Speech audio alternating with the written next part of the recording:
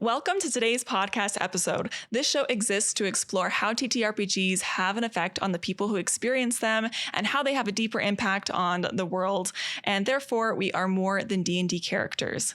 Today we have Conner Kerrigan with us. Say hello, Conner. Hello. Yeah. Very excited to have you. Very happy to be here. Yes, it's going to be so fun. We're going to talk about a variety of topics, but really a lot of things relating to your passion for TTRPGs, how they've collided with kind of some various parts of your life, but especially your career, being a content creator, and maybe a little beyond that. So just as we do with all episodes of this show, we'll start out by kind of talking about your background with TTRPGs, and then we'll dive into the topic itself. And then, of course, where people can find more of you at the end of the show as well. Excellent. Okay, so honestly, I want you to introduce yourself, and I also want you to tell me a little about your pages, the content that you create, and a little bit of what you've been up to maybe lately too. Yeah, absolutely. Well, again, stoked to be here. We've been mutuals on TikTok for literally years now. So it's very exciting when you reached out. Thanks for having me. So I create TTRPG content, primarily D&D content, just because that's the thing I'm most familiar with. A lot of it is humorous, but or I try to be relatable. What I've found lately is that people are looking for advice and how-tos and things like that. And so I've started to really hone in on that as what I'm trying to create. Tips for dungeon masters are kind of like the thing that I like to get out there the most, because I have spent so much of my life dungeon mastering and being at the helm of a game, and so I've made a bunch of mistakes and learned from them, and so I'm trying to help people avoid those same mistakes as they're getting started as a DM. But then other than that, it's also just silly little. To be honest, a lot of it turns into engagement bait. I'll just say no one's ever played an Artificer Armorer, and then I get 400 comments we did an all Artificer Armors game, that kind of thing. And then separate from that, I have a whole other enterprise called Show Me Last Week, which is specifically focused on St. Louis and Missouri politics, because that's my career. Up until this point, I worked in politics for a very long time here in the state of Missouri and in the city of St. Louis, and so post my last job, where I was in the St. Louis mayor's office, I picked up just doing some political analysis on what's going on in the city and what's going on in Missouri, and just transferred my skills from creation on the D&D side of things to creation on that side of things. Primarily, I run a small digital marketing agency. That's now my kind of full-time gig, and I am also the very proud father of a 2-month-old, and so that's also a full-time gig in its own. But yeah, that's what I'm spending my time doing. Wow, and those are so many, such a variety, in your life. Yeah. Very time-consuming things. Yes. And I don't know about you, but for me, because I do a lot of content creation, just a lot of things in the digital space, when you have multiple sectors of your life in the digital space, that can get exhausting. Yeah, absolutely. Do you feel that? There was a point where I was I'm creating some humorous content about being a new dad and being a work from home dad while my wife is at work. Is that an area of content creation I want to get into? And then I was like, no, never mind. No. there's so many things on this plate. I don't need another thing. And so I've just fully just left that out. Yes, you probably could have lived a lot of lives doing a variety of things, but it sounds like you have a very big handful of stuff that you're passionate about. So maybe don't add anything else until something drops off. Right. Yeah. Right. All right. That's good advice. But you know what? That tells me, though, that you really do have a skill in being in that digital space and making content, because you've been doing that for years and have had just so much experience with that. Yeah. From when I was, a tween, making dumb videos and learning how to edit them and putting them on YouTube to get 21 views, or having one of the first 100,000 Twitter accounts or Facebook accounts. Even since I was a very, very young kid, being in those digital spaces and learning about social media and algorithms and how all that works has been such a huge focus of mine, and just a reliable thing for me to fall back on when I'm not sure what I'm going to do next. Because as I'm sure a lot of people are aware, working in politics is very ebb and flow. You can be on a campaign and going 24/7, and then the candidate loses and you have nothing to do for months. And so through that career path, like content creation and social media management and that kind of things has been like what has filled the time in between those career path moments. And so that's been kind of the through line there, is like, if I'm not actively working on a campaign or working in a government office, I am creating content and learning about social media algorithms and doing digital marketing stuff. Yeah. At a glance, that might make it sound like that content creation is something, it's kind of the first to go if you've got other things going on in your life. But to me, what I see from that is, no, that's actually some serious dedication, though. If you've got so many things that make you say, hey, look, I need to let go of this for a second. But the fact that you keep coming back to it, if you can fit it, that's impressive. Yeah. I think you will more commonly find people that, life gets a little crazy and they just have to shut that down and they're not going to go back to it. Which, no shame in that. I think there's dedication there. Yeah. And it's that the digital marketing stuff, and then it's also TTRPGs. Like, that is the thing that if I have free time, that's what I'm falling back on. I am getting a group together. I am running a one shot. I am writing a one shot or a module. Like, if I have free time that isn't going towards work or my wife or my baby, I am doing something in the TTRPG space, and that has always been there for me to fall back on since I started. And it's such a wonderful, amazing hobby that, your entire podcast is based around the idea that it has this grander effect on our lives, and that couldn't be more true. And so TTRPGs are absolutely that, like, undercurrent of like, if I'm free, this is what I'm going to go back to. Yes, I'm so glad that you wrap that around to just TTRPGs more broadly. I get so caught up on sometimes just content creation because that's just a part of my life too. So I can relate with you on that. But most people who are listening to this, it's like, no, the heart of that though is the TTRPGs, which is what the content is about anyway, right? Right. Okay, so that actually perfectly leads into me just wanting to know more about how you got introduced and when you got introduced to TTRPGs in the first place. Yeah, so like 10-ish years ago, I had a roommate who played D&D every Sunday, but he like went to someone else's house, and I was in my early 20s, and I was like trying to find myself, and I was like, I don't have time for whatever that is right now.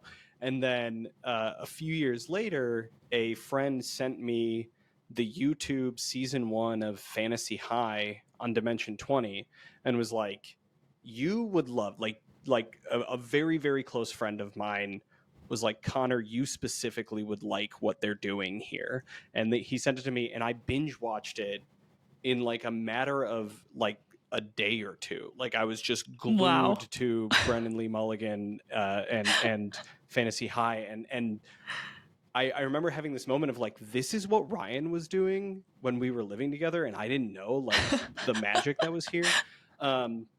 Very quickly after that binge watch, I texted 5 of my friends.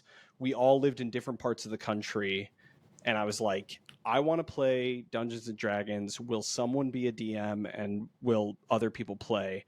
And I chose the exact 5 correct friends, because they're or 4 friends, because they all were like, yep, I'm in. And we got a weekly game going with my friend Sean DMing, and we did that for about a year. And about halfway into it, I was like, I want to be the DM. I want to create this world, and I want to run the show and do all this. And I had just gotten a new job, and the CEO of the company was like a huge Dungeons and Dragons nerd, and he had been a DM for a very long time. And I just asked him and a couple other coworkers if I could DM a game for them, and they were like, absolutely. It turns out 3 of them were like forever DMs, and 2 of them were brand new to the game. So my first time DMing, I had these 3 people who like, it's like, oh, you're judging everything I'm doing right now and analyzing and comparing. And these 2 people who like, I'm teaching how to do this thing that I'm still relatively new to, all at the same time. And I loved it so much. That was, I'm really spoiled on that game because we did finish that game, like, which never happens. You never finish. So rare. I mean, unless you're creating content and you have like an obligation to. But we actually finished the full game, and then since then, I've run a ton of games. I've doing the content. I have been a player on a number of like the cool thing about the world that we exist in is like people will just DM on TikTok or Instagram and be like, hey, we're looking for a player for this like 2-shot on our podcast. Will you come join? And I always tell everyone, I'm going to be silly as hell. That is like, you have to be ready for me to just be completely like, if you're doing a serious campaign, I'm not going to be a good addition here. Like, I'm going to create a silly character. They're going to have a silly motivation. That is my part to play. So that's been it. It started with Fantasy High all those years ago, and then it just became this thing that I fell so deeply in love with, and it's been such a huge part of my life ever since. So did you know the rules of the game before you watched Fantasy High, or was that one of the places that you kind of learned how to play? I knew nothing about any mechanics or anything at all for the game when I started watching Fantasy High. That was my like pure introduction to the game and to TTRPGs in general. Like, this wasn't something that I did in like high school or college, like fully as a, not a fully formed adult, but like as an adult is when I got into the hobby, and it was Fantasy High that I learned from. Mm-hmm. I haven't interviewed that many people, but I have been surprised at how many have learned the rules of the game, or at least gotten introduced to the rules aspect by first watching somebody else's content through like a podcast or some sort of like a real play show. Yeah. So I think that's becoming more and more common just because that's so readily available. There's so many shows out there that people just love and adore. And I'm obsessed with that. I think that's great because for a game that is pretty complicated, it's got a lot of depth, and there's a lot of rules that a lot of people I think would stare at the player's manual and be like, player's handbook, and be like, I can't just start with that. Right. It's just such a great way to start with the entertaining aspect of it. And then your interest just starts to grow. And then you're willing to like dive into all the details and the nitty gritty. Yeah, absolutely. It's taking a kid to see sports. If you gave a kid the rule book for soccer, they're not going to be interested. But if you show them that soccer is very fun to watch and bring them to a stadium and people are getting excited, it's that entertaining aspect of it. Then the kid's like, all right, let's go buy some cleats. It's that same thing. That's actually a fantastic comparison. Yeah. Like, nobody starts by just learning the rules. Yeah. Okay. Very cool. So then, knowing that you started with Fantasy High, what parts of Fantasy High, either specific moments or just aspects of the show, that made you think like, okay, this is awesome? Yeah. I think my entire life I've been a storyteller. And so I think this was one of the first times that I fully grasped the concept of collective storytelling. Like, obviously, just in life, you sit around with your friends and you like recall stories and everyone is telling their part of it. But this was the first time that there was a systematized, a cohesive way of doing collective storytelling. And I've always been a storyteller. That's why communications has been, that digital marketing, that comms aspect has always been the biggest part of my career. And so it was the idea that like, oh, I can get like 5 of my buddies together and we can drink a couple beers and do a collective story together.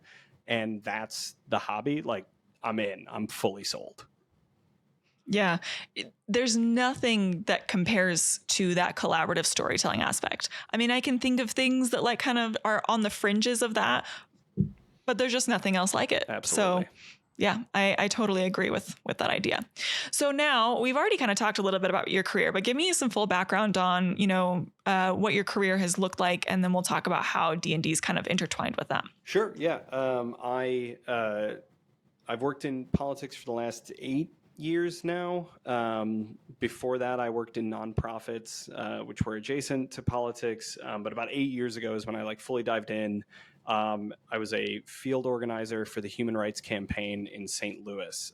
My wife and I had just moved to Missouri from Chicago. We moved here because she was in medical school, and I had this job at this nonprofit that I gave up to move here, and I was doing some digital marketing, just like freelance work, and I was trying to figure out what I want to be when I grow up. And I got reached out to do this field organizer position with the Human Rights Campaign, and the adrenaline that came with being on a political campaign just sunk its teeth into me, and I fell in so hard. And so in the last 8 years, I've had a number of different jobs, but the one that I've had the most, the title that I've had the most, has been director of communications. So I've been director of communications for a nonprofit that was doing political advocacy for hunger, housing, and criminal justice reform. I have been the communications director for political campaigns, statewide political campaigns. And then most recently, I was the communications director for the city of St. Louis under the previous mayor. So I was, that's press secretary, that's the digital marketing side of it, that's press releases, speech writing, all of it for the mayor of the city of St. Louis. And that was what took me away from TTRPGs and every other aspect of my life. Was I got this job in the mayor's office. It's extraordinarily demanding. So tell me, what year are we talking when that demanding job got on your plate? I started in January of 24, and I held that job up until about 2 months ago. So about a year and a half there. Yeah. Wow. And for a job that is just so demanding, a year and a half sounds like, hopefully you enjoyed it, but it sounds like it could have taken some years off your life too. I'm very sure it's taken some very real. The compliment I get the most, which I'm very grateful for, is people are surprised that my hair is not gray yet. And I'm very grateful that it is not. That's a great compliment. Yeah. Very good. Yeah.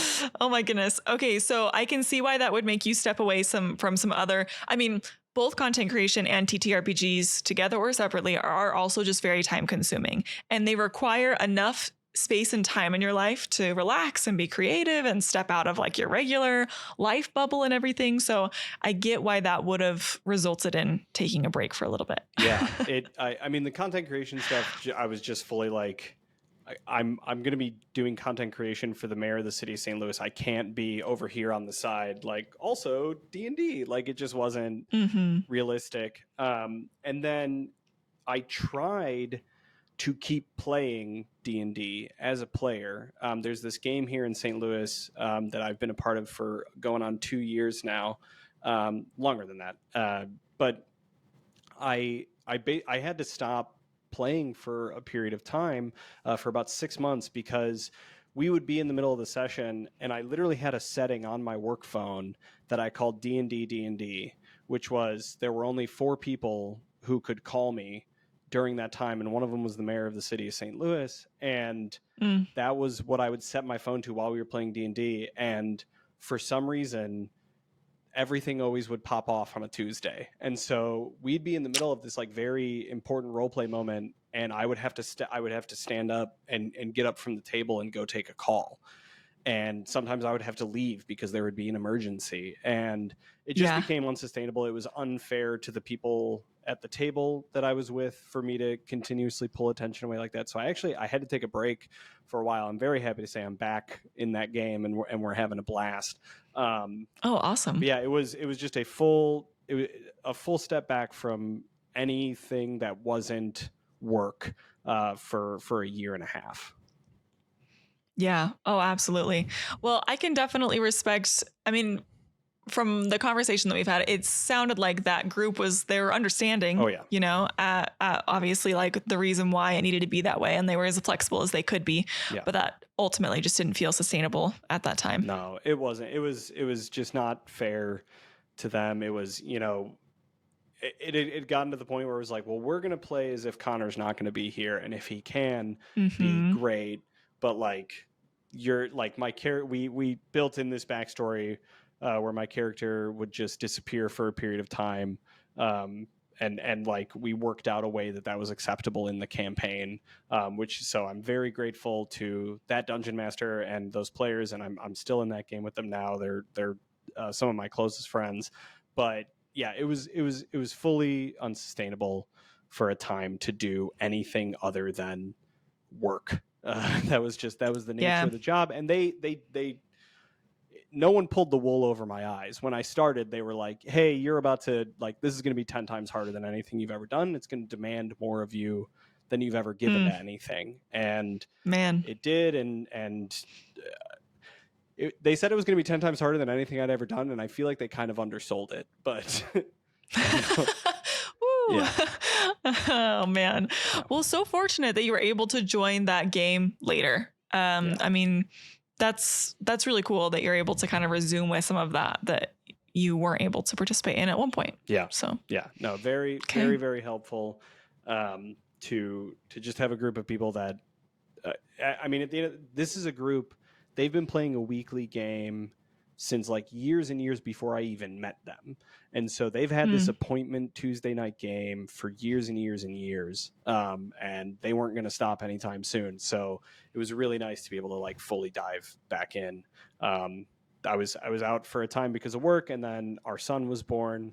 And then so that took my time. And then now I'm finally like fully like, all right, Tuesday night, I'm playing Dungeons and Dragons, and it's great. Awesome. Glad that you can rededicate that time. So speaking of your career, I want to talk about how your career and D&D has had crossover for you, because we've talked a little bit about that, and it sounds like that's been the case in more ways than one. The shining example to me is one of the earlier press conferences where I was the one in front of the cameras. So, as director of communications, you produce the press conferences when the mayor is in front of the cameras, but then also if the mayor is not available, I have to be the one standing in front of the cameras as the spokesperson, as the press secretary.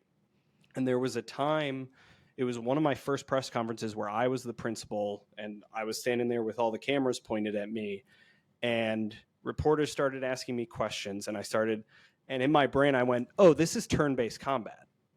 I am this press conference is turn-based combat. I am the dungeon master here.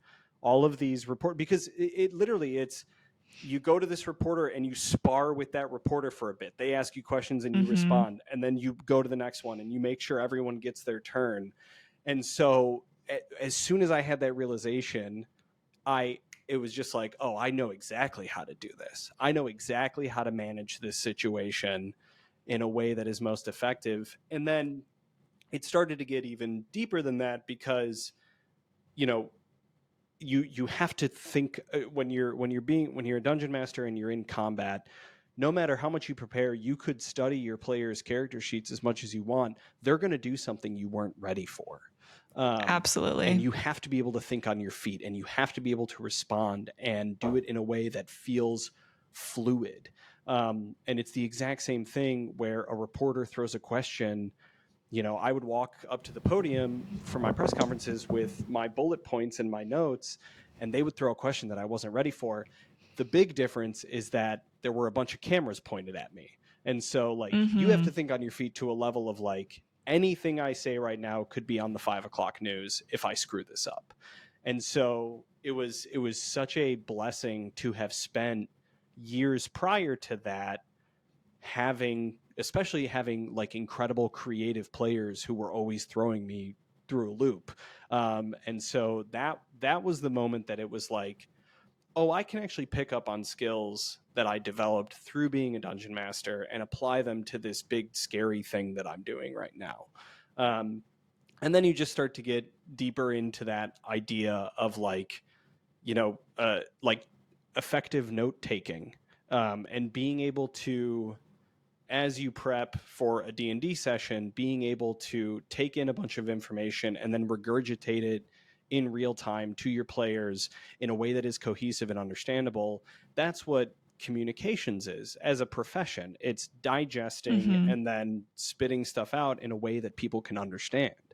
And so it really just like, I was very fortunate to have that experience of being a dungeon master and applying it to this thing that I was doing. And then obviously the digital content creation stuff, because that is also part of being the comms director. You're also running the social media for the mayor and the city. And so one of the reasons that I actually stuck out in the applicant pool for that job, and I will never forget this moment. It was my final interview to be the director of communications. It was me, the mayor, and her chief of staff who had interviewed me prior. And get through the interview, I'm thinking I crushed it. I'm feeling really great. And the chief of staff turns to the mayor and says, "Did you know that Connor has 18,000 followers on TikTok?" And I had no desire to explain to the mayor of the city of St. Louis what Dungeons and Dragons was and why I had all of these followers. But she was like, "No, I didn't know that. Tell me all about it." And so I'm sitting there having to be like, "Well, Madam Mayor, have you ever heard of Dungeons and Dragons? I'm 30 and this is what I do in my free time." And and that was one of the things that helped me get the job, is because they wanted to shift, they wanted to improve their digital and their social media presence.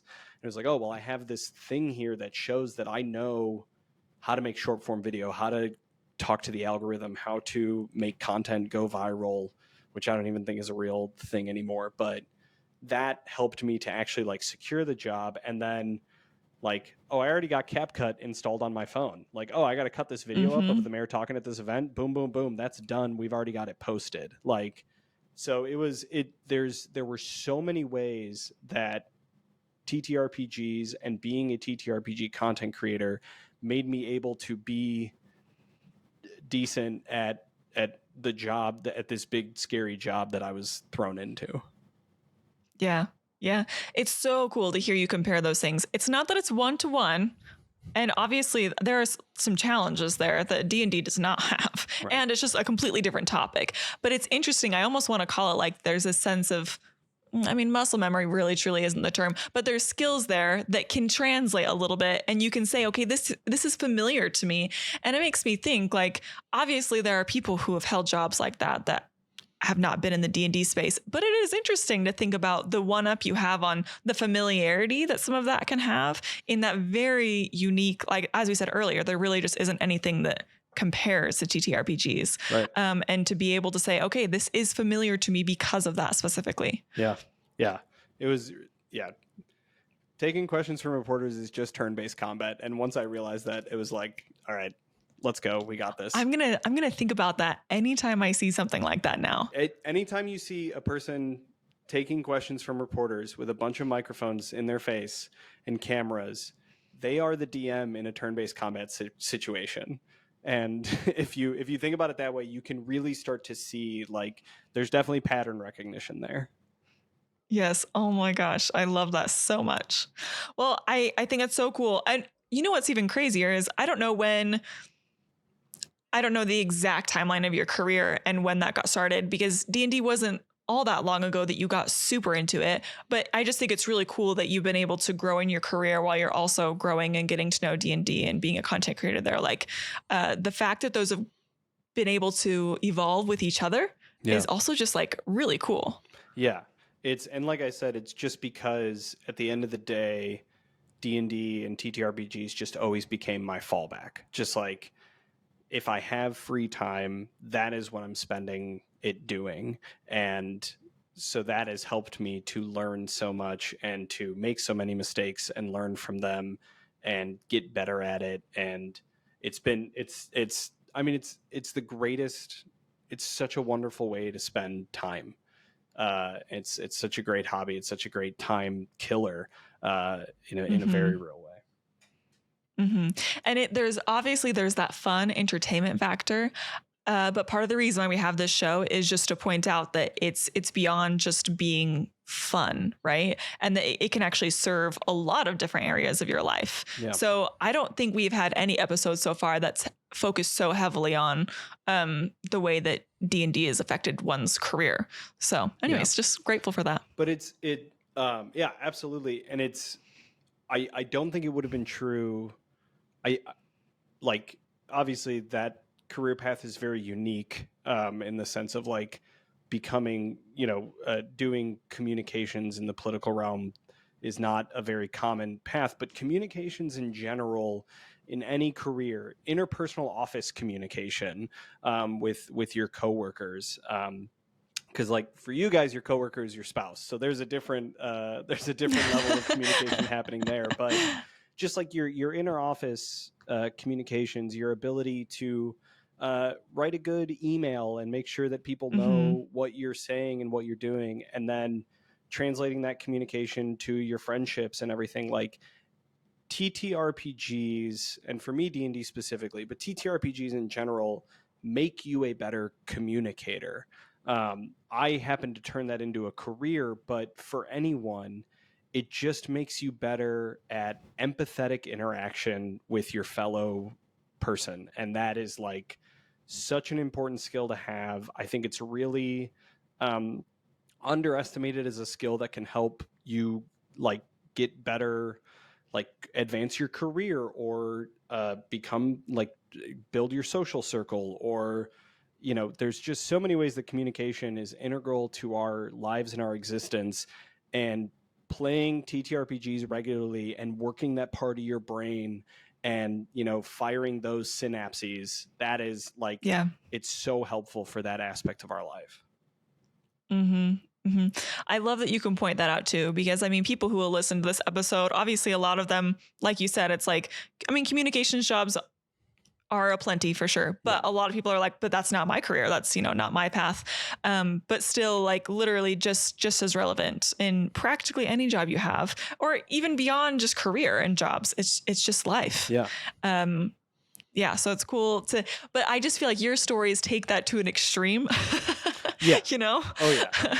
In a very high pressure situation. Well, and it's because another reason that we all play TTRPGs is chemical, right? You get dopamine from being at a table and rolling a nat 20 and slaying the beast and being the hero. You get dopamine from that. You get adrenaline from being in combat and your HP being low and needing to decide what to do. And so that was the part for me, the adrenaline especially, is I was like, oh, that is when my adrenaline gets moving, that's what moves me. And so, I complain about the 2:30 a.m. phone calls because of this like emergency, but at the same time, like that adrenaline is such a feeling that I'm always chasing. And so it also, yeah, like you said, I took that to the extreme of like, oh, I want to constantly be that stressed. that's where I like to operate at. Yes. No, that's a real thing for people, for sure. That's something that they value and are wanting in their career, or even at least for a time. I feel like that those kind of jobs are hard to sustain, but yeah. Okay. So going back to the time where TTRPGs dropped off for a while, I want to know what that was like, because, you got introduced to them. Obviously, you had a whole life before them and your life was great before, but suddenly they were a really big part of your life. And then suddenly they also had to be on the back burner. I want to know if that was sad, if that was refreshing for you, like, and just what that was like for that, year and a half that it wasn't as big as it was previously. Yeah. When like you've had a super busy day and just everything has been stressful, and you were supposed to go get dinner with a friend and they text and they're like, hey, I'm not going to make it. And you just feel that like, oh my God, I can't wait to just go sit on my couch. I'm so relieved that I don't have to do this anymore.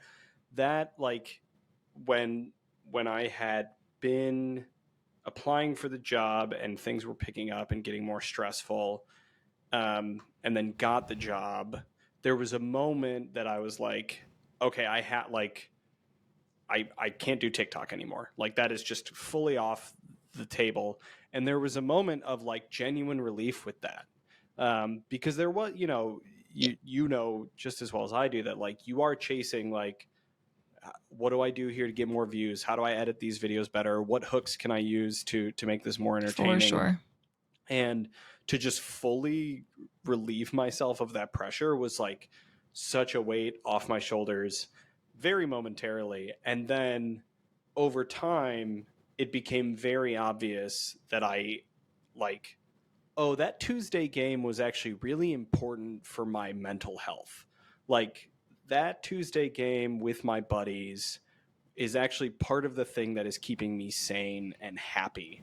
And to not have that right now is like, I'm already super stressed all the time, and now I don't have this thing that was so very clearly helping me to deal with stress. And so at first it was like instant relief, the same thing you feel when someone cancels plans when you wanted to cancel them anyway. And then over time it built up to be like, oh no, oh no, I miss this a lot. Yeah, it's interesting. It's kind of that hindsight is 2020 kind of idea, because I mean, I don't know, actually, I would love to ask you, in that moment that you were a part of those games, you were creating content and you had a pretty good flow. Did you recognize how much that was helping your mental health at the time? Oh no, it was, because there were so many different, like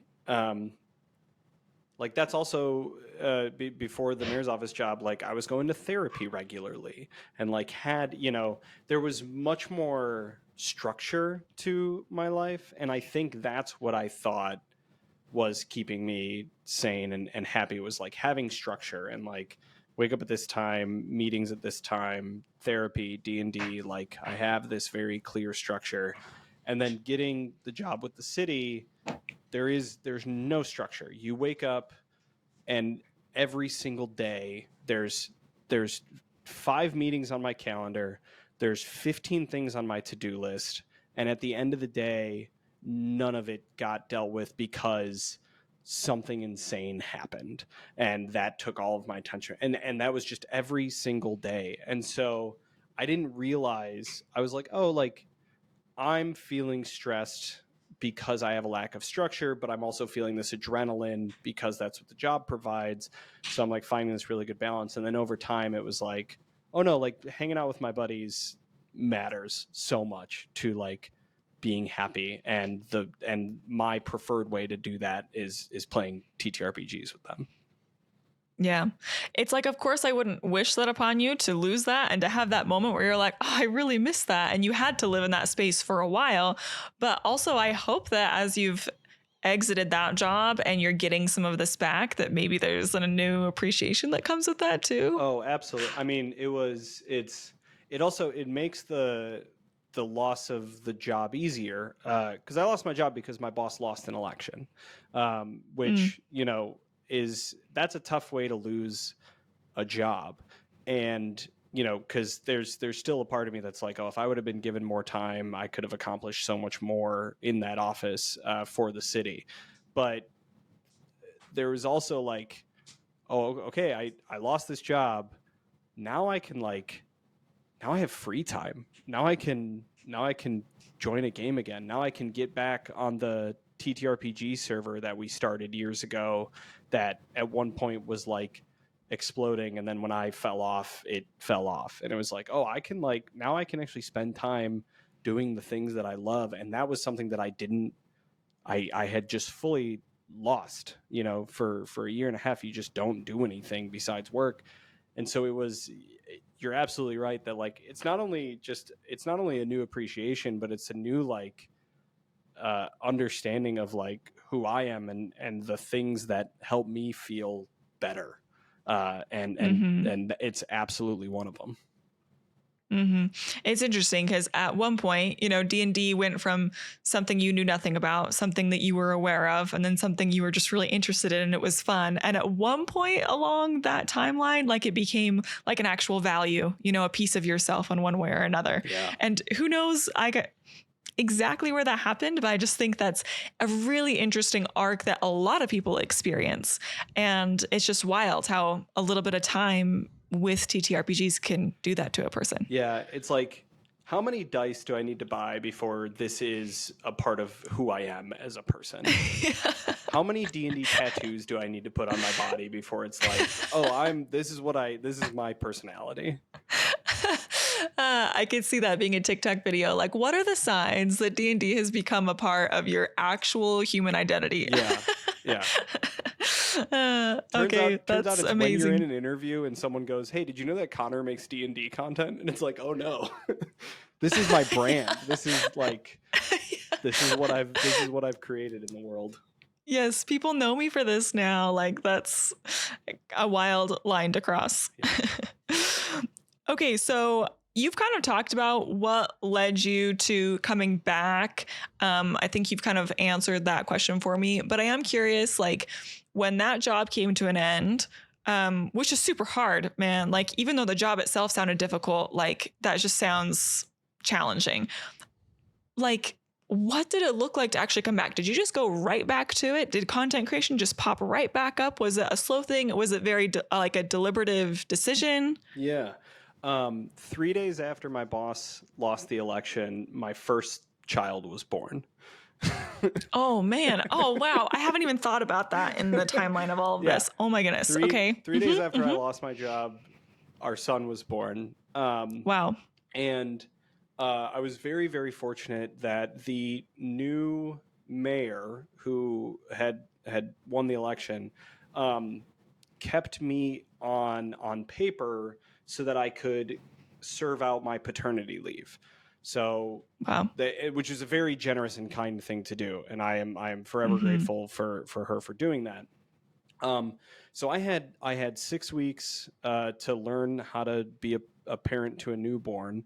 My wife had 7 weeks of leave, and then she had to go back to work full time. And her first 3 weeks back at work were on nights because she works in the hospital. Wow. And so there was a time in that 6 weeks where I was like, okay, I'm not sleeping because this baby is waking us up every couple of hours, and I need to find a way to I need to do something. Like I'm not the type that can just like sit and scroll and and like my brain needs dopamine and engagement. And so it was like, well, I could just let me see if I still know how to make content. Like, let me see if I still know how to make content that I think is interesting. And there was a brief period where I was like, you know what, I'm actually not going to do that. And it was this fear that the people who I had interacted with in the job in the mayor's office, which is like this big important, like the city hall is this big grand building, and the mayor's office is this big beautiful space, and you deal with these very serious issues every day. And there was part of me that was like, am I going to feel embarrassed if a reporter sees my D&D TikToks? Like someone who had interacted with me on that very serious level, or like a director of the health department or something. Like if someone who I had to deal with in this very serious capacity for a long time sees a TikTok where I'm like, you know what's tough about rolling your dice? Like it was like, am I going to get embarrassed by that? And that fear of that embarrassment almost made me stop doing it. And then I was like, I don't actually care. You know what? Like this is something that I've always enjoyed. Like when I was doing it, I enjoyed it so much. This matters. And so within those 6 weeks, I was learning how to be a new dad. I was getting back into content creation once I got over the hurdle of being embarrassed. And then And sorry, just a quick aside, not that content creation is embarrassing, but just that these people knew me on such a different level. Like, this Oh, is a yeah. group of people who did not know that I played Dungeons and Dragons. And if they did, like, it would always be like a quick like aside or a remark. And it's like, For sure. now they're going to see, you know, these silly videos that I make. And then I was also like, well, what do I do now? Like, I don't have a job. I have a kid, you know, he needs to eat. Like, what am I going to do? And that was when it was like, oh, I can fall back into that digital marketing content creation thing. And I got a couple consulting contracts, and it was like, oh, okay, this is the direction that I'm going. And yeah, and so those 6 weeks were just absolutely insane. But during those 6 weeks, I got back into making D&D content. I got back into being a player at this table. And then now I'm at the point where I'm a dungeon master for some virtual games we're doing on the Discord server, and then I'm looking for that more permanent in-person game in St. Louis where I can be a dungeon master. So it was, you know, over the last 2.5 months of like, and another big part of it was like, I can't wait to teach my kid how to play D&D.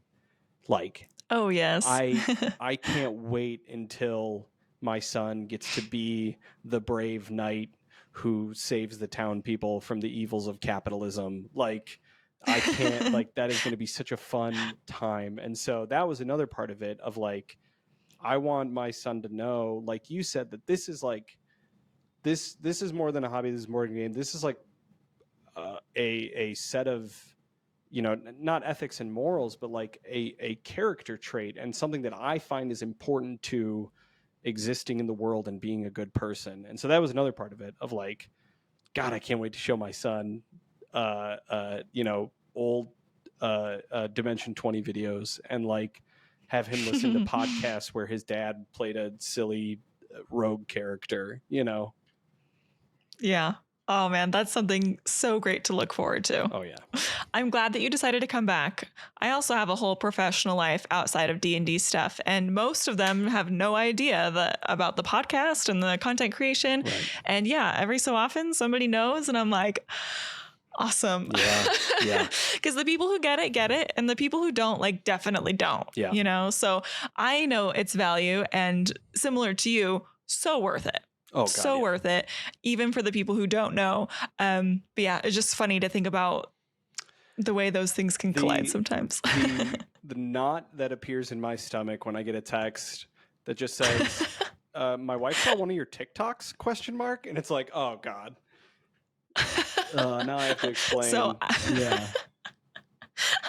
I work at a school, so very few times over the years, but sometimes once in a blue moon, a student will be like, I saw your TikTok. And I'm like, okay, awesome. Love that. And that's gotta be, that's like a newer experience, I think, because like content creation is something that so many people can do now. And that just wasn't true for, you know, years and years and years. And so like, the experience of having your students or like a coworker discover your like side hustle of content creation is like, it's a very new and unique experience. And yeah, there's just like, it's such a, it's like, oh, no. I don't, that's not, that part of me exists on the phone. We're not in it, you know. We don't need to, we don't need it's like one aspect of my life. Yeah. And well, like you said, trying to explain it, it's just, I don't know. It's just so funny. But I feel like what we're gathering here is that despite that, it is still like totally worth it. 100%. Even though there's those moments and people who are not on the same wavelength, just the value is insane. Yeah. And it just doesn't matter. Yeah. And it's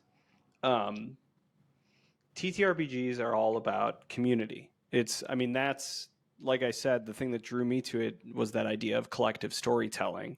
And like you fundamentally cannot play D&D by yourself. There are TTRPGs, there are solo TTRPGs I've tried a couple of them that can be fun.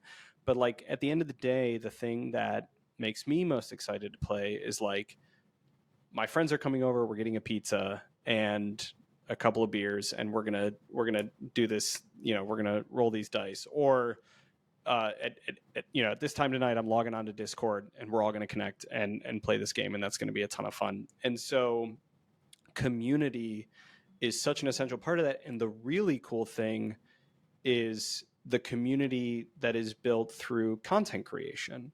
Like, us connecting in this way would have never happened if we weren't both doing this and pursuing this. Mm-hmm. And there are so many friends that I've met over the years that started off as like TikTok DMs of like, oh dude, I saw your video, this was hilarious. And then that turning into like, hey, do you want to guest on this podcast? Or like, hey, we need a player in our Discord game, do you want to join? And the ecosystem of friends that gets built around that is such a beautiful thing. And so absolutely, like, it is community at your table, and then through content creation, it's also the community of like creators and people that you interact with, that just makes it's so much fun and just such a wonderful thing to be a part of. Yeah, I love that you can touch on that, and that actually rolls great into the next question that I wanted to ask, because for this particular episode, we focused a lot on career, but also skills and the valuable part of D&D in that way. And then just now, here you are talking about community, both in just a smaller D&D way and then also in content creation. Just because I'm always curious to get a snapshot of every guest that we work with, I just want to know if there's any other ways that you feel like D&D's had an effect or an impact on your life. Literally could be anything that maybe we haven't touched on. I'm gonna try to not get emotional on this one. It is strengthened my relationship with my mother, because I introduced her to the hobby, and we haven't in a while because of the job and the kid. But my mom and I do have a one-player game that we've done over the years. My mom is her character is a ranger who just hangs out with animals and like goes on these very quirky missions and quests. And it used to be I call my mom twice a week, and our Sunday call used to be D&D, and we're trying to get back into it. It's just harder with time now, but that is like. My mother was an English teacher for most of my life. She was a high school English teacher, and she taught creative writing. And so that was a huge, her raising me in that environment and teaching me the importance of storytelling and teaching me how to be a creative writer is the reason that I got into a communications career, and the reason that I can talk to people and know how, and like writing at the beginning and end of it is always the thing that I like. That's how my communications career was built. I started off by being a speechwriter and an editor, and then became a field organizer and then director of communications, all this stuff. And so when I introduced my mom to D&D, she's so brilliant at it because she knows how to create a story. And then she's raised me to be someone who also knows how to craft a story. And so it's been this really cool like add-on to the relationship with my mom, where like we also share this love of Dungeons and Dragons. And so like now for birthdays and things, like I get her dice. I built her a dice tray in my little wood shop, and I gave it to her for a birthday a few years ago or something. So that it's added this, it's just like strengthened and improved my relationship with my mom in a very tangible way, which is incredible. Wow. That's incredibly special. And to me, it's just crazy to think of just how rare that is. Oh yeah. I mean, in my whole life, I don't know how many people I will meet that can say I played D&D with my mom. Yeah. I really just don't think that's common. Yeah. So that's really cool that you have that. Yeah. And she's going to listen to this. So just, shout out mom. So much fun. She endlessly creative.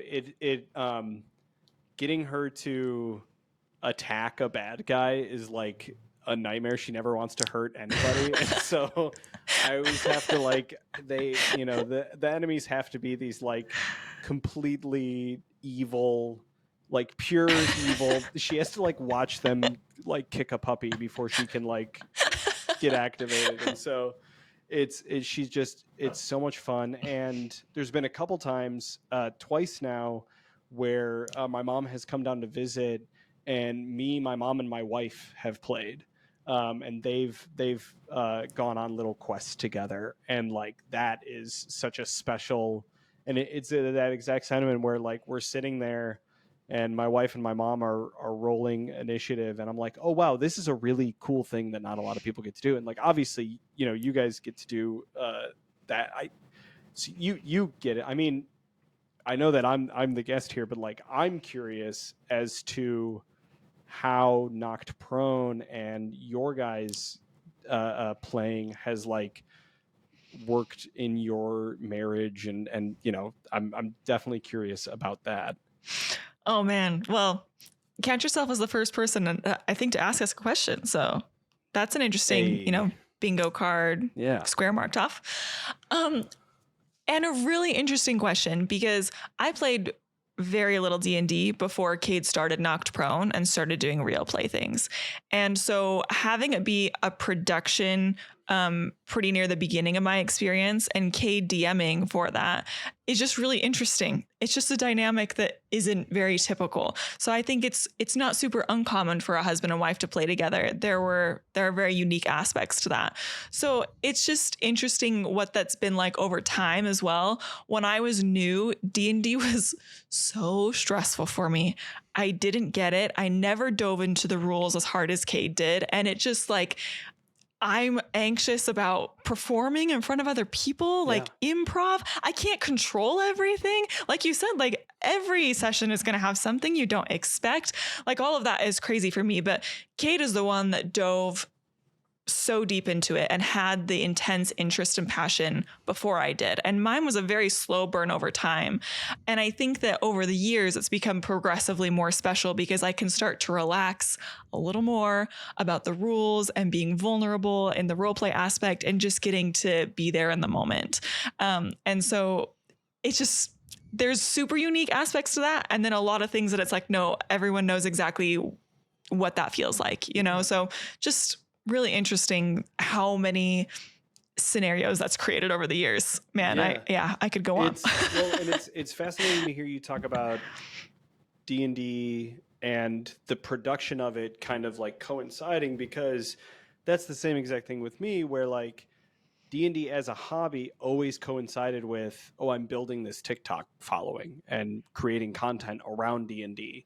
And so like a lot of times I would learn something and make a video about it. And so there is like being, for you guys being a real play podcast and content creation, and for me just having the TikTok and the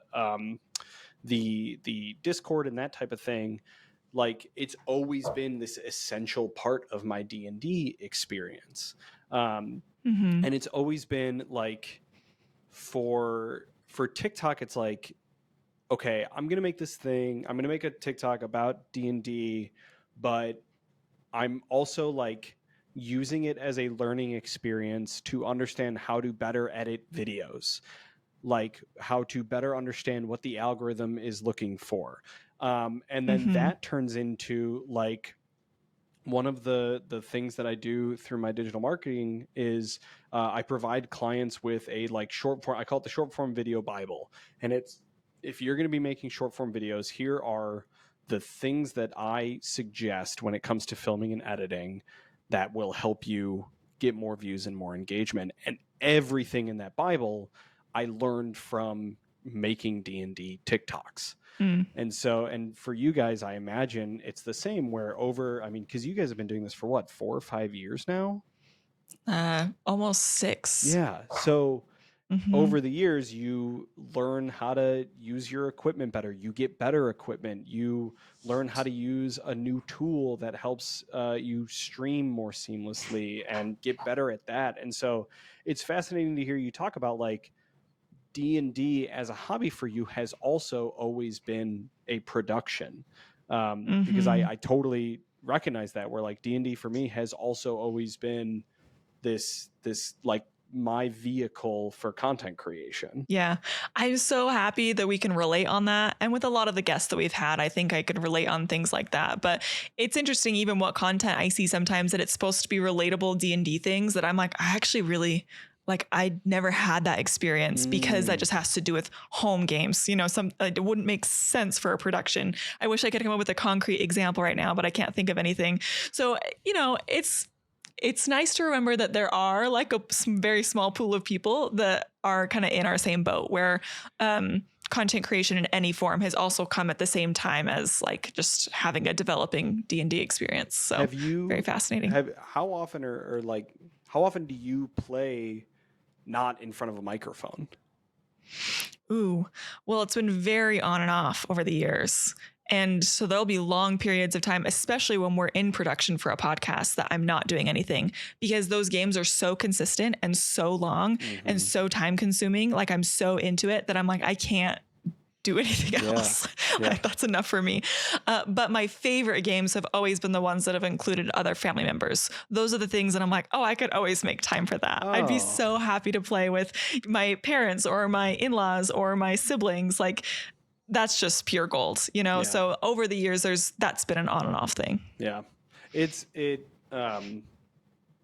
know, for what it's worth, at least on my end, it's always been so important to me to have like a game where I'm not like a game where I can just fully let go and like just play some D&D and not be thinking about like, ooh, I can turn this into a TikTok later, or like, ooh, you know, as I'm thinking about like my next like podcast, it's, you know, who at this table like would be, it's so nice to just have something that is like, this is hobby time. This is like, I don't have any ulterior motive here. I'm just rolling these dice and playing this character and hanging out. I think it's like, and it's kind of been a through line that I've been talking about. Like it's so crucial.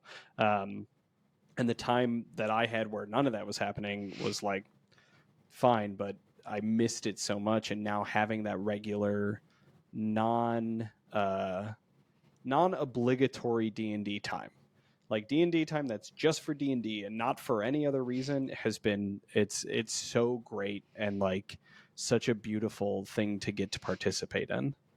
Yeah. Yeah. To me, it feels like such a divulgent time because like I don't have to do my makeup. That's something that's tied together for me. I got to do my makeup to play D&D if it's part of Knocked Prone. Ridiculous. Yeah.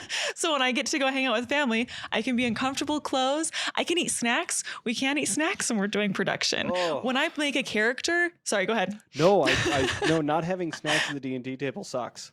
So I feel that is so stressful.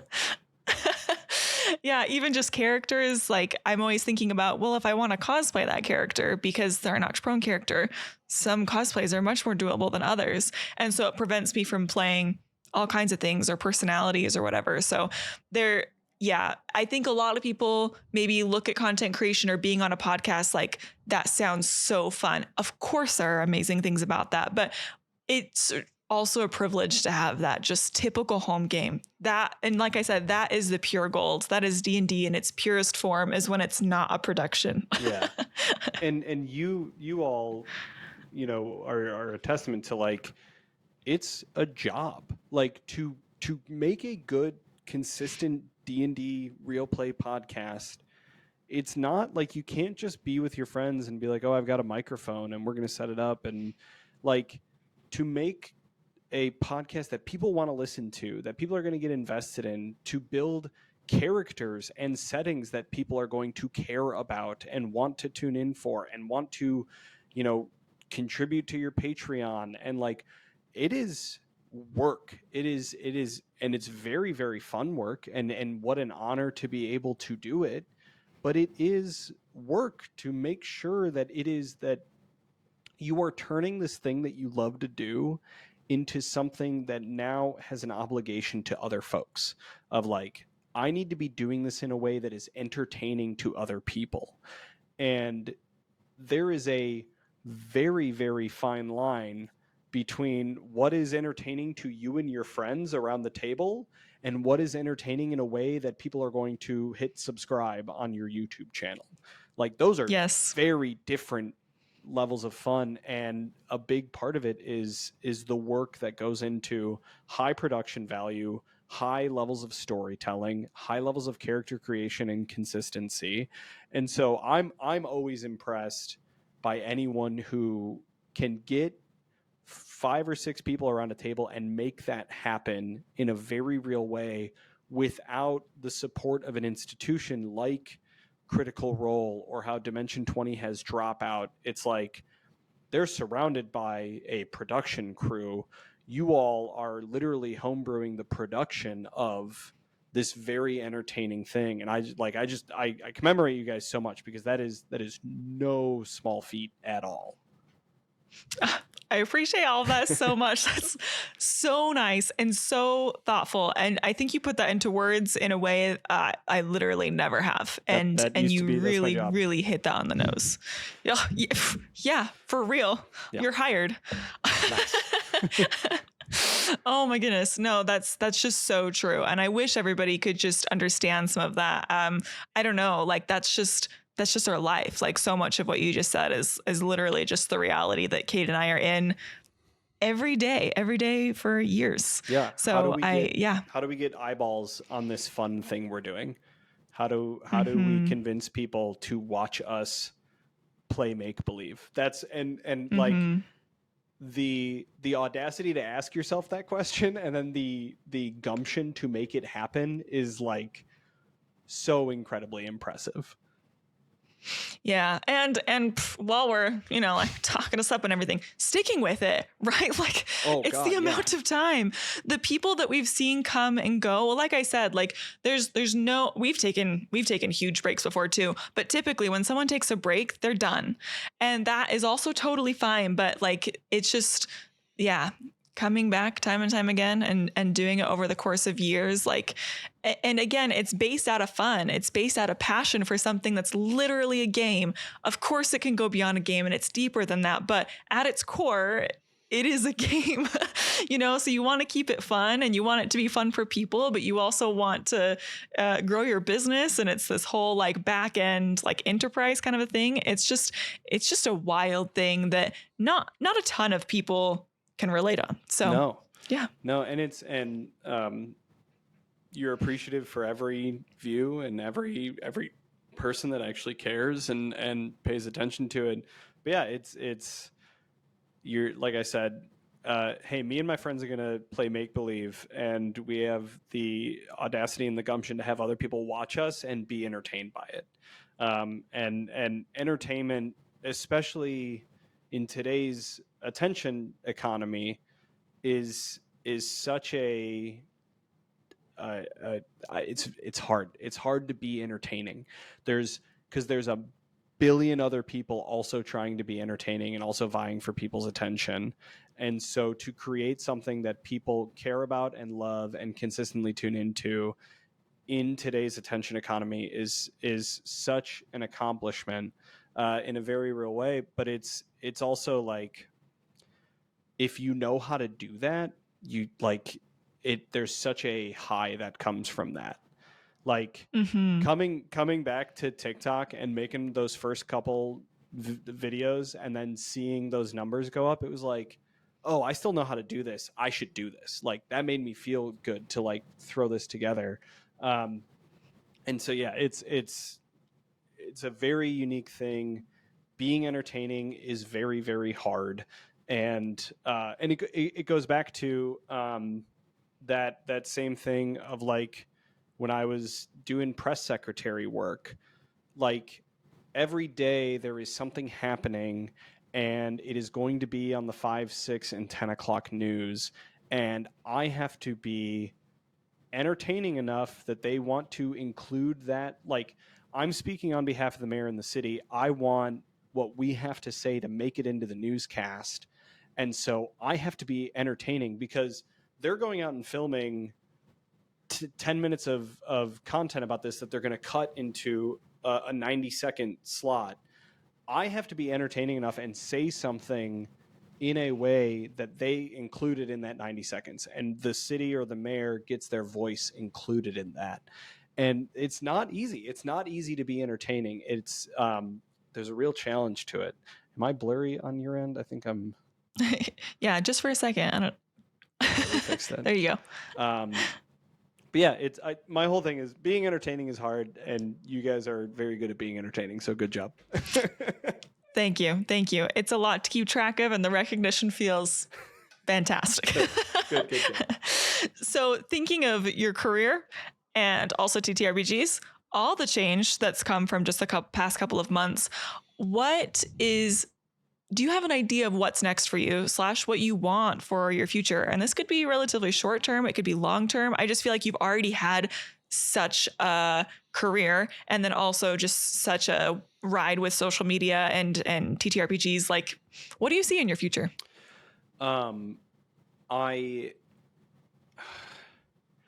feel like I'm always asking myself what I want to be when I grow up. And I'm never quite finding the answer.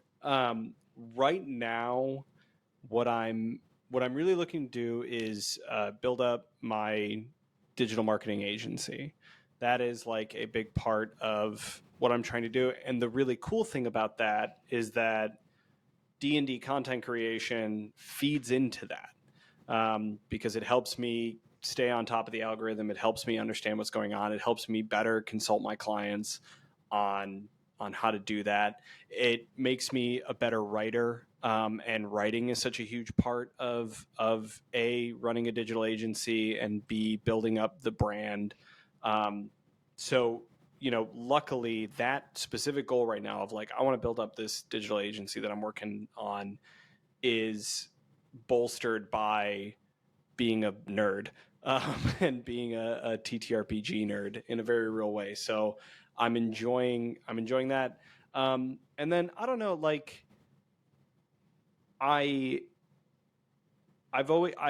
produced plenty of podcasts in my career, like just as part of like I worked for a political newspaper for a while and produced their podcast. And I've helped produce different podcasts for various like specifically like politics and news type of things.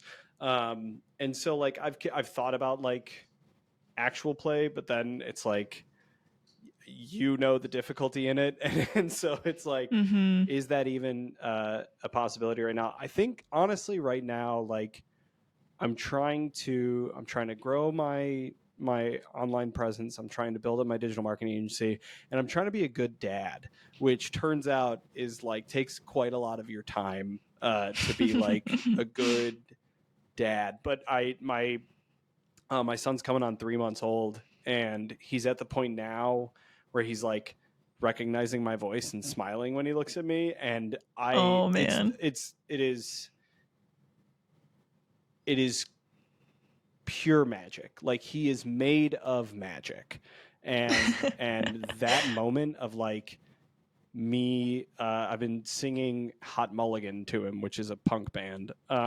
Yes. And when I sing Hot Mulligan to him and he looks at me and he smiles, it's like, oh, you're casting a spell right now. That's magic. You are making me feel these very intense, beautiful things simply from a smile. Like, that's magic. You're casting a spell.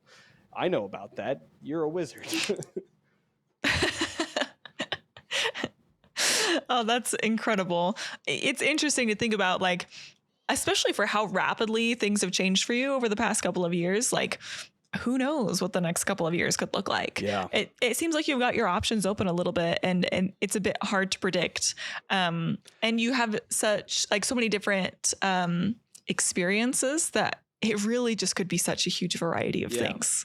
And like we mentioned earlier, I mean, communications is in so many things. TTRPGs can mean so many different things. Yeah. So it's wild. And I was never expecting to do the job that I did for the city. That kind of came out of left field. I was like very content doing what I had been doing when the possibility of that job came up. And that was just like, oh, this door looks like it might be slightly open. I'm going to walk through it, which is not very characteristic of a D&D player. Normally you check everything, but yeah, the thing that I really enjoy doing is like the production side of making content. I like learning how to, like right now I'm trying to figure out YouTube from the political side of things, not on the D&D side of things. So that's been a fun kind of like new realm to explore, is like, okay, this is a thumbnail driven algorithm. That's new. Like, what do I, how do I create engaging thumbnails, and how do I create content that algorithm likes? And so, yeah, I think, now I'm at a point where I'm really looking to I like working for myself because I can be at home with my kid, but I am at a point where it's like, it'd be cool to find something to plug into, of like, oh, we've got this thing, but we need to bring it to the next level from like a digital content creation perspective, and like plugging into something like that. So, and I am working with some entertainment clients on the digital marketing side of things, and that's been really fun. These Cool. like not in the D&D space, but like these very large content creators, just helping them to tighten everything up and make it more. That's been very fun. Yeah. Cool. I'm so excited to follow more of this. I'm glad that you're in the online space, because that means I can just kind of keep tabs on you a little bit, on what's going on. So Yeah. all of that is just so cool. So cool. That's all the questions that I have for you. And it's been such a pleasure to talk to you. I'm actually really excited to shout out all of your stuff so people can find more of you. Yeah. On TikTok, it's Conner Kerrigan, which people can just find a direct link to that in the show description. On Instagram, it's D&D, I want to say Conpat. Yeah. Just is that how you would say it? First name, middle name, Conner Patrick Conpat. Ah, okay. Yeah. I wasn't sure. I should have asked. Okay, so D&D CONPAT. Awesome for Instagram. And then also we wanted to shout out the Red Talon Tavern Discord. Is this a Discord that you run? Yeah. So this was, we created this Discord like 2.5, 3 years ago. And there was another creator on YouTube named Shaping Shan. I think she's still making content. I'm not sure.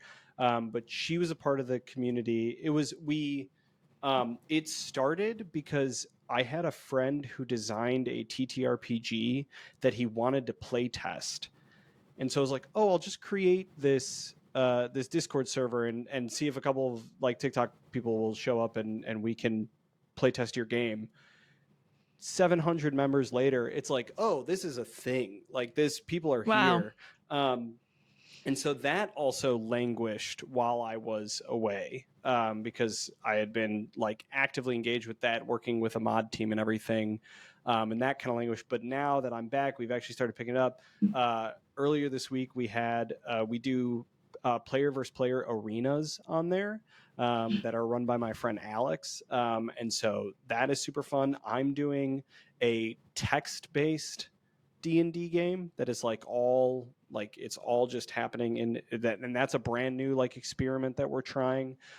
So Red Talon Tavern is, if you watch Knocked Prone and you're like, I would love to play Dungeons and Dragons, but none of my friends do or care, join the Red Talon Tavern. We've got a whole section set up for players seeking games. We've got a bunch of DMs who are seeking players.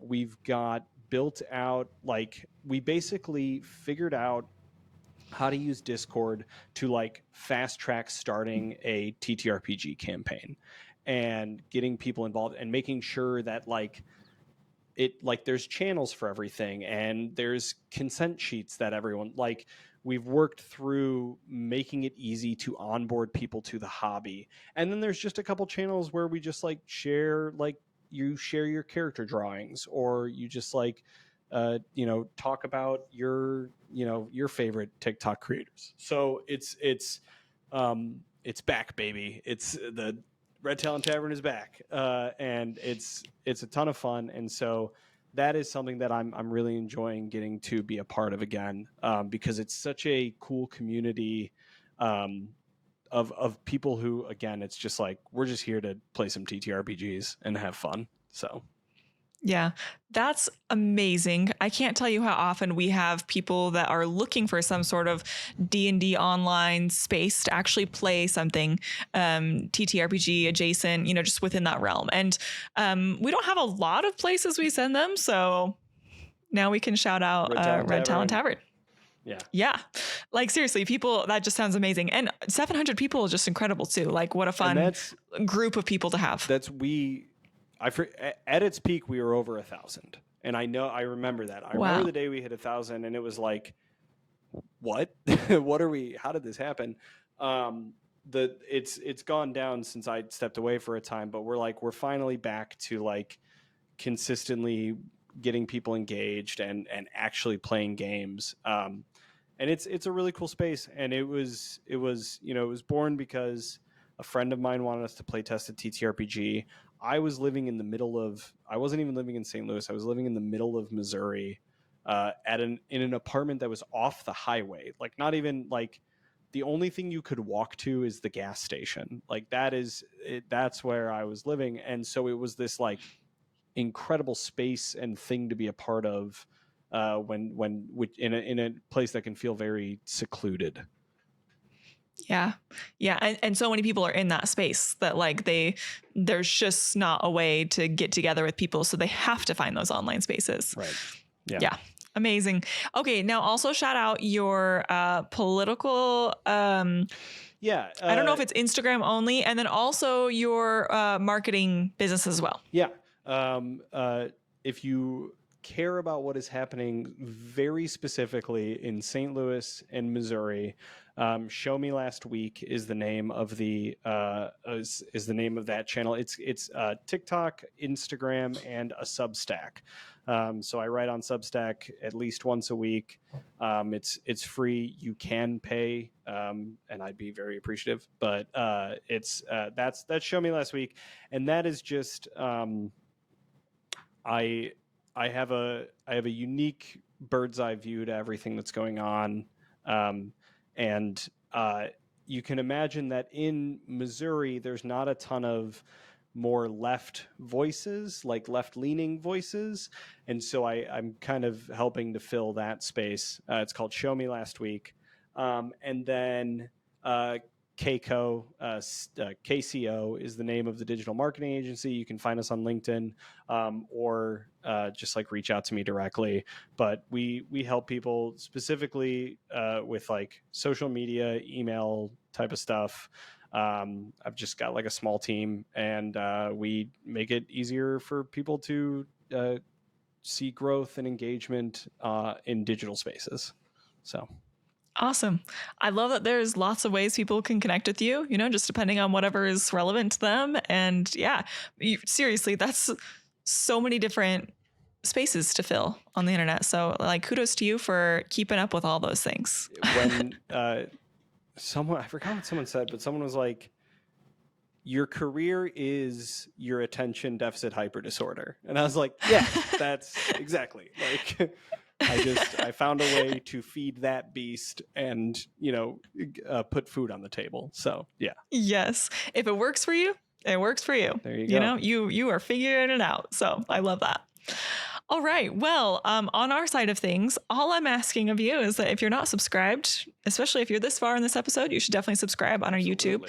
If you're listening to this via podcast, then you should give us a rating. We have very few ratings on this new show because this is on a completely different line of people. What am I saying? What's it called, Kate? What's it called? A different feed. That's what it is. So different feed from our Nox Prone stuff. So having new ratings on this new show is going to help a lot with traction for this new show. So subscribe, give us a rating. We would really appreciate that. And remember, when life knocks you flat on your back, all you got to do is keep rolling. And we hope you have a wonderful rest of your day. Excellent. Thanks for having me. Woo!